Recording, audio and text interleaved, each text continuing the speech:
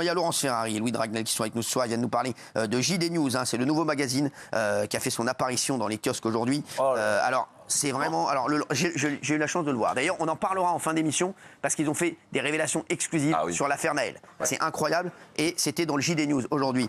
Pour sa première, Laurence Ferrari est avec nous, bien entendu. Laurence Ferrari qui fait... Alors, Laurence Ferrari, bien entendu, qu'on voit sur CNews. Elle vient de finir CNews. Elle est arrivée direct. Je vous demande qu'on l'applaudisse. C'est mon ami.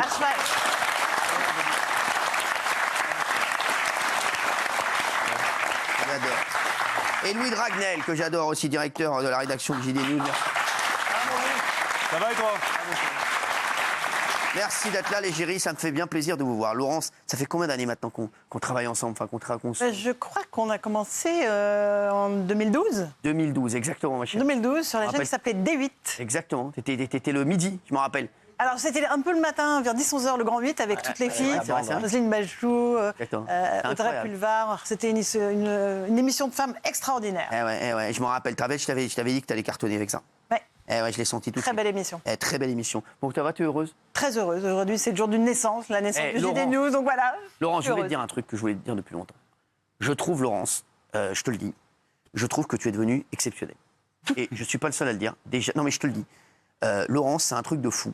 Je trouve que tu as su évoluer d'une manière incroyable. C'est-à-dire que tu as évolué avec la période à chaque fois. Et je te jure que c'est vrai. Tu as su être comme il fallait à l'époque quand tu faisais le JT de TF1.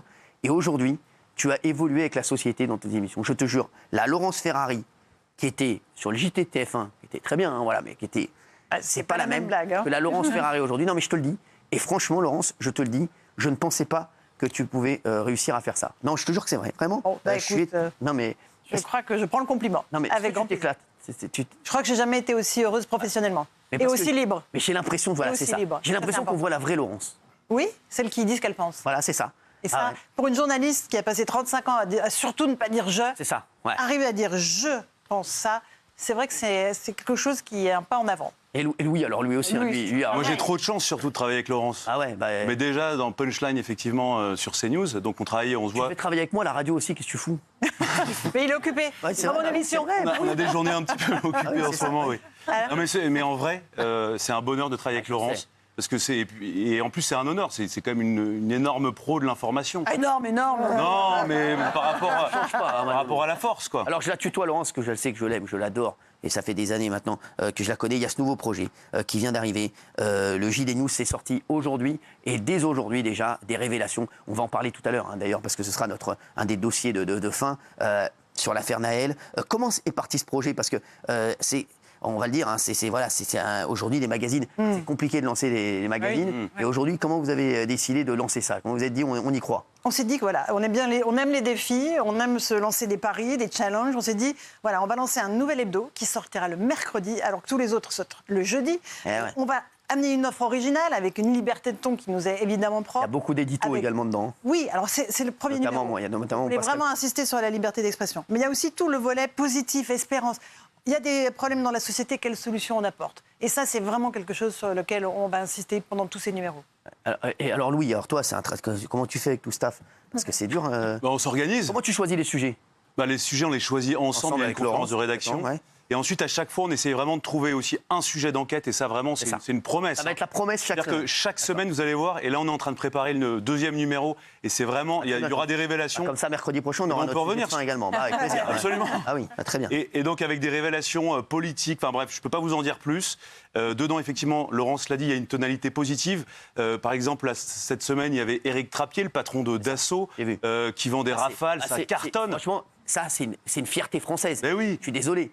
Quand on voit, franchement, Dassault aujourd'hui, on le dit, voilà, c'est une fierté française énorme. Parce qu'aujourd'hui, on le voit, il y a des gros problèmes. Voilà, Dassault, aujourd'hui, c'est number one. Et ils vendent des Rafales partout dans le monde. Il y a tellement de fierté française. Est-ce que vous allez faire comme ça un focus sur une fierté française comme surtout les réussites françaises. Voilà, c'est ça. On parle beaucoup de ce qui ne va pas dans notre pays. Parlons de ce qui va, de ce qui marche, de ces familles qui réussissent, ces entrepreneurs, ces médecins, mais bien sûr, parce qu'on a l'impression qu'on les regarde mal, alors que c'est un truc de fou. voire on n'en parle pas parfois. Les Français ne s'aiment pas. Ils adorent se dire qu'ils ne s'aiment pas. Non, Nous, on va montrer qu'il y a des belles choses positives. Ils me regardent, ils s'aiment. Ah bah, oui. Alors, on les salue. Et je les aime aussi. Tu leur apportes du bonheur. Mais... Ah non, mais franchement, vous restez avec nous parce que j'adore. Franchement, le JD News, c'est sorti aujourd'hui et je vais vous dire, ça m'a fait ma journée hein, avec mon petit chouchou là. Voilà, hein. Le jeune Gauthier. Comment toi, Laurence hein. C'est mon S'il n'y a fils pas Laurence, je suis pas là. Hein. Je sais. Ah bon Bah, on va bien sûr. considérer qu'il n'y a pas Laurence, tu peux partir. Et je vous rappelle que le JD News et C8 appartiennent toutes les deux au même groupe, hein, au groupe Vivendi. Donc voilà, c'est important de le signaler. Et je suis heureux de vous voir parce que vous êtes non seulement des collègues, mais aussi des gens que j'apprécie énormément. Et Louis, lui, c'est gros talent. Hein. Et ça y est, toi, t'es sur l'autoroute du succès, toi. Moins que toi. Ah, non, mais non. arrête un peu. Arrête un peu, tout le monde te veut. Non, mais c'est vrai. Laurent, C'est un formidable journaliste et c'est une force de travail hallucinante. Je le vois toute la journée travailler, je le vois à Europe 1. Il adore les réunions. Hein. Mais je sais. J'aimerais en faire moins quand même. Il adore les réunions, ce mec. À chaque fois que je le vois, il est en réunion. J'aimerais en faire beaucoup moins. Non, mais faites beaucoup de réunions, Louis. Oui, à Europe 1, on fait beaucoup de réunions. Je C'est sais, vrai. mais partout, tu fais des réunions. Et au JD News aussi. oui. Mais c'est pas moi qui les impose. J'aimerais bien qu'on en fasse moins. Vous faites que des réunions. Alors, qu'est-ce qu'on peut vous souhaiter pour le JD News? C'est quoi, vraiment un gros coup toutes les semaines, un gros coup d'actu, c'est-à-dire vraiment une révélation d'actu toutes les semaines? Oui, évidemment que la rédaction fournisse des enquêtes, des belles histoires, mais aussi qu'on rencontre le public, Ah oui, que bien les sûr. lecteurs et lectrices J'aime quand vous dites aient ça. envie de revenir le mercredi et le dimanche, parce qu'on est glissé en supplément dans le JDD. Ah, Donc voilà. il y a deux fenêtres de tir, donc on sera super heureux que le public adhère et nous dise « Allez, le JD News, qu'est-ce qui nous sort cette semaine? On va l'acheter. » Laurence a raison, on a trop fait le constat, il y a plein de magazines qui nous tombent des mains toutes les semaines parce qu'on se dit que c'est un truc fait par des journalistes pour des journalistes. Et là, on essaye vraiment de faire un truc, vraiment un journal, un magazine, non mais qui plaise aux gens. C'est ça, non mais c'est ça le bonheur quand on est journaliste, c'est de voir que les gens sont intéressés par ce qu'on fait. C'est comme toi dans ton émission, t'es content quand il y a des bonnes audiences parce que mais moi, voit que les gens... je suis content que vous le disiez parce que on a l'impression que parfois les gens vont dire non, on a fait un magazine, mais bon, nous on veut juste faire un magazine de qualité. Si on rencontre pas le public, c'est confidentiel. Et à un moment, le public, mais nous, on est c'est aussi ambitieux, un gage tu vois. de se dire on a intéressé les gens. Je suis désolé. on veut que ça marche, quoi. Ah oui, bah bien sûr. Ah ouais.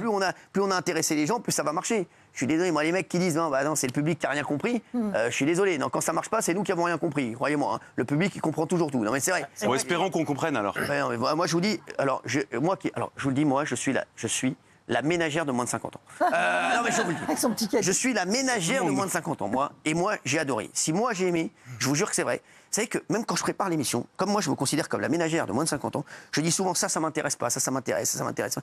Et franchement, je vous jure que si, je pense comme une ménagère de moins de 50 ans. Je vais vous dire, mais c'est vrai, je suis comme Et elle. celle de plus de 50, elle a le droit aussi de penser. Alors, je pense. Alors, ça, pour la ménagère de plus de 50 ans, Daniel. Bien, plus de 50. Tu l'as lu? Non, je ne l'ai pas lu. Alors, Gilles Verdès. Oui, il y a un élément qui, pour moi, est fondamental. Moi, je suis un grand lecteur de presse écrite et je trouve qu'elle est trop chère.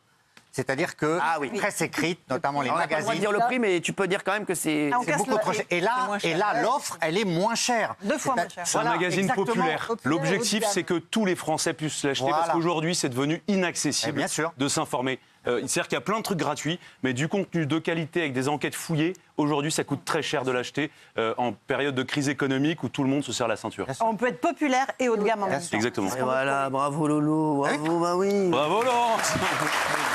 Merci, ma chérie. Ça va, ma Laurence? Je te manque pas trop, ma Laurence. Avant, on se voyait dans les couloirs. Ah ben oui, avant, on faisait moi le grand 8, toi. C'était quoi l'émission? Touche pas mon poste. Touche pas.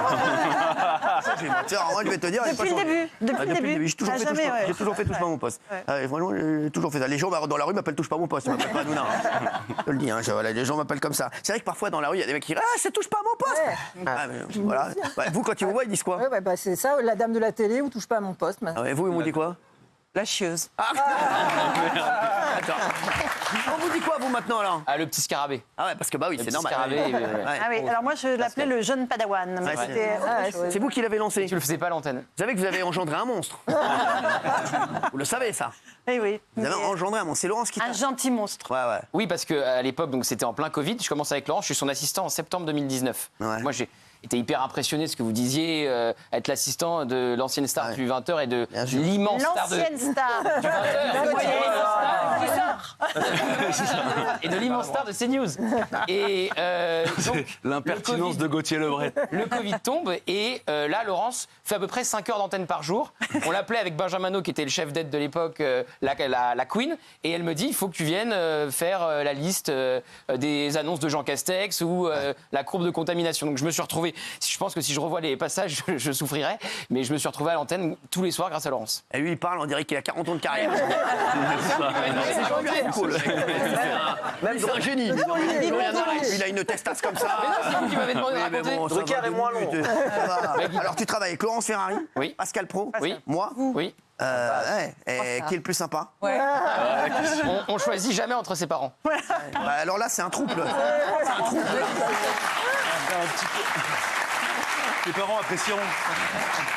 De télévision. Qui paye le mieux? À vous, c'est clairement. Donc, qui est votre préféré? Vous.